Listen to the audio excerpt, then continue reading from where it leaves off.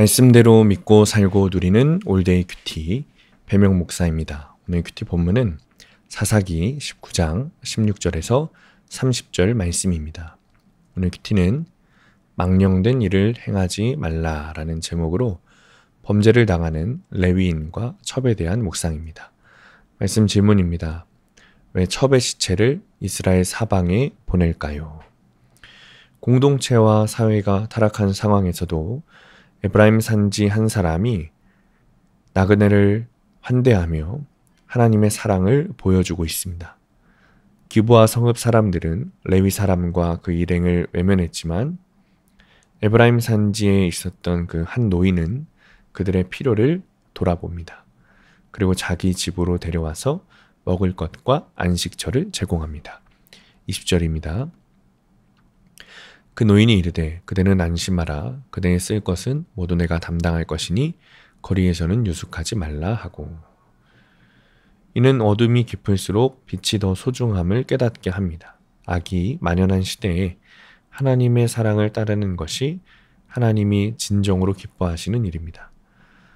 기브아의 불량배들은 소돔과 고모라를 떠올리게 하는 죄악을 저지릅니다.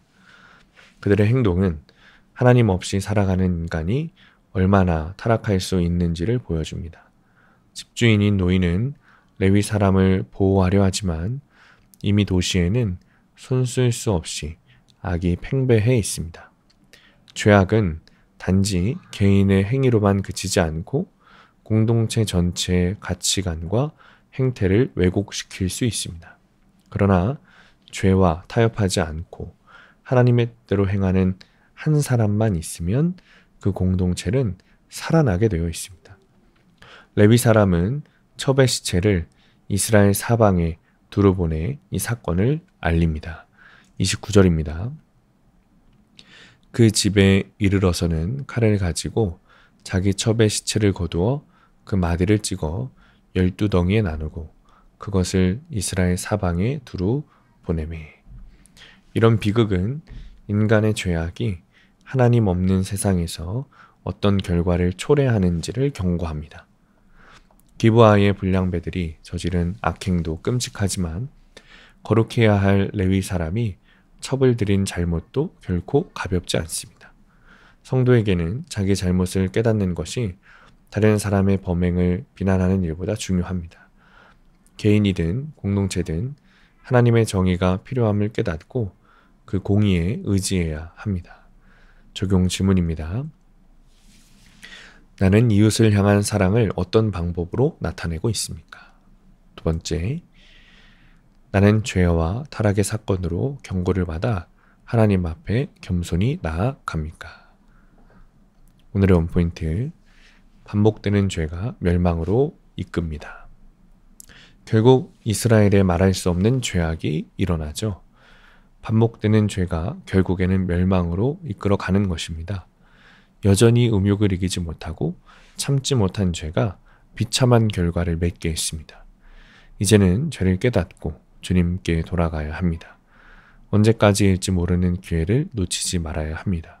오늘도 나를 주님께로 인도하는 성령님께 항복하고 순종하는 하루 되시길 축복합니다.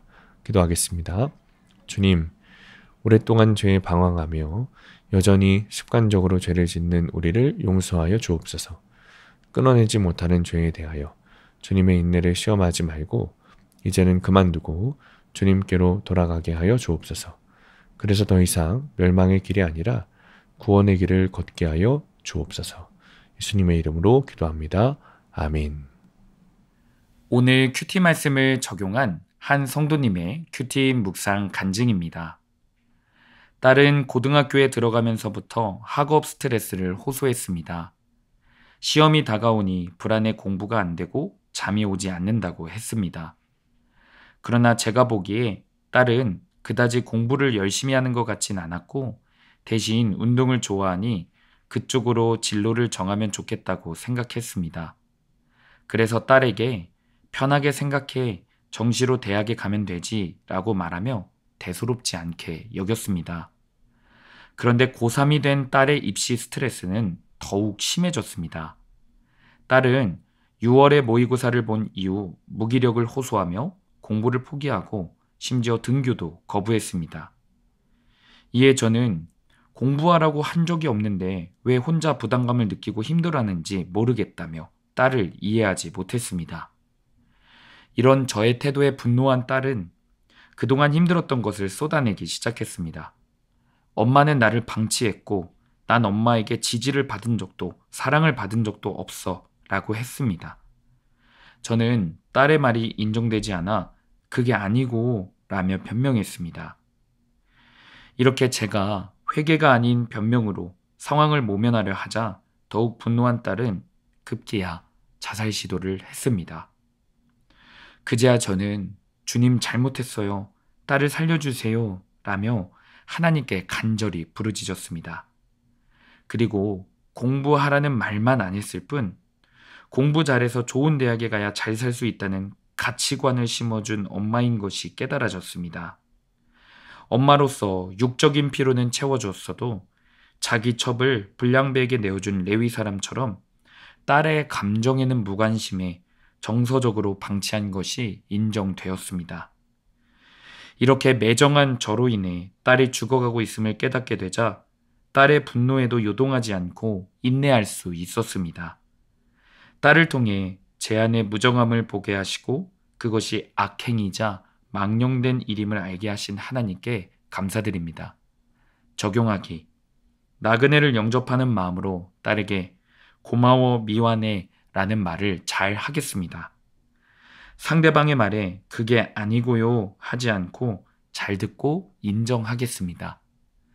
오늘도 말씀대로 믿고 살고 누리는 성도님들 되시기를 축복합니다. 큐티와 신앙생활에 도움을 받기 원하시는 분은 네이버에서 수암감리교회를 검색하시거나 유튜브에서 수암감리교회를 검색하시면 도움받을 수 있습니다. 자세한 문의사항은 지역번호 031-482-8047번으로 문의하시기 바랍니다.